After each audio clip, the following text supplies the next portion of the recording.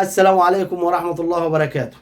غدا أولى جلسات مرتضى منصور في زوال عضوية مرتضى منصور، أو الحكم في زوال عضوية مرتضى منصور بكرة الساعة 11 الصبح. خبر أكيد إن هيكون في قضية والحكم فيها ممكن يكون بات، وأكيد في زوال عضوية مرتضى منصور. ولكن في البداية يا سادة خلونا نقول يا ريت كل اللي بيشوفنا يدعمنا بلايك واشتراك في القناة فضلا وليس أمرا، دعما لحبيبك وأخوك سوبر أهلاوي.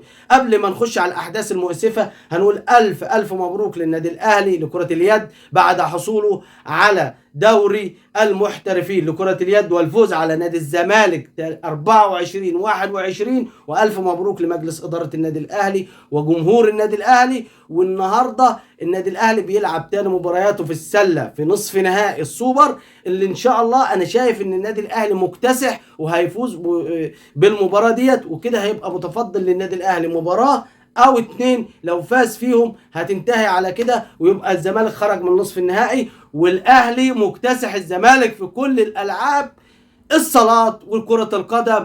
وبالنسبة لكرة القدم عودة حميدة للنادي الاهلي مجددا بعد راحة حصل عليها الفريق لمدة 24 ساعة، وعودة للتدريبات الجماعية النهاردة استعدادا لنهائي كأس مصر يوم الاثنين الجاي ان شاء الله في امام بيراميدز. وان شاء الله باذن الله كل الامنيات وكل التوفيق للنادي الاهلي. وشكلها كده ان الاتحاد نوى وخلاص اكد على حكم مصري اكيد اللي هيحكم النهائي، ونتمنى التوفيق من التحكيم او للتحكيم في هذه المباراة. وان النادي الاهلي من كان نفسنا يطلب حكام اجانب للمباراه، ولكن قدر الله ما شاء فعل. وان شاء الله باذن الله كل التركيز وكل التوفيق للنادي الاهلي في مباراته امام بيراميدز وحصوله ان شاء الله لكاس مصر، علشان بقالنا كتير في الالفيه الجديده النادي الاهلي كتير قوي ما بيحصلش على كاس مصر.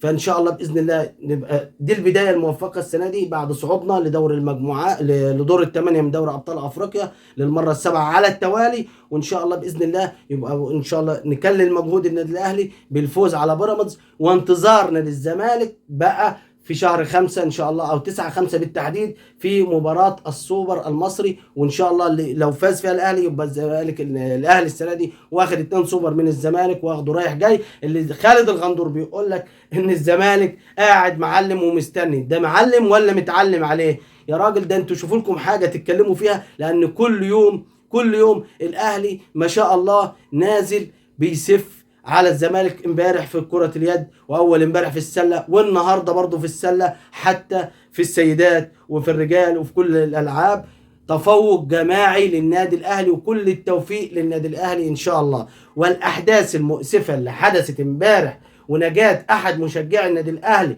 من الموت بعد اللي حصل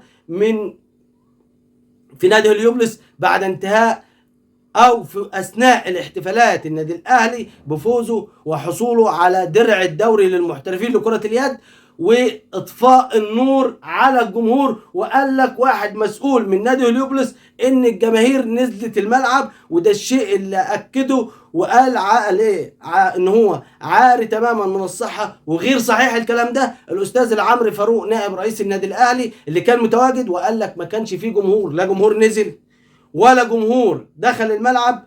واللي حدث ده من نادي هليوبلس خطأ كبير، والمفروض المسؤولين عن الرياضة في مصر، مش المسؤولين بس عن نادي هليوبلس، يكون لهم وقفة جامدة وتحقيق كامل في اللي حصل ده. ان ازاي نادي او فريق كبير زي النادي الاهلي بحجم النادي الاهلي ان هو يحصل على بطولة الدوري وفي اثناء الاحتفالات واثناء الاحتفال بدرع الدوري. ودي حاجة اول مرة نشوفها. هي معرفش الحاجة دي هل دي فعلا كانت متجهزة، ولا لو الزمالك كان فاز كانوا قعدوا للصبح والنور شغال والدنيا تمام، ولا هو علشان الاهلي لما كسب المباراة وكسب كمان، ده الاهلي كان يكفي التعادل في المباراة ولكن هو فاز في المباراة وفرق 3 اهداف عن نادي الزمالك، ماشية 3 ما شاء الله مع الاهلي، ربنا يتمها على خير حتى في نهائي الكاس ان شاء الله.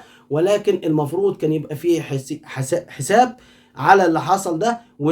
ومستنيين نشوف موقف المسؤولين عن الرياضة في مصر وعن نادي هليوبلس فيما هو حدث بعد نجاة احد مشجعي النادي الاهلي من الموت باعجوبة وكل التوفيق للنادي الاهلي وفيما هو قادم ان شاء الله. وما تنسوش الاشتراك في القناه ولايك على الفيديو. والسلام عليكم ورحمه الله وبركاته.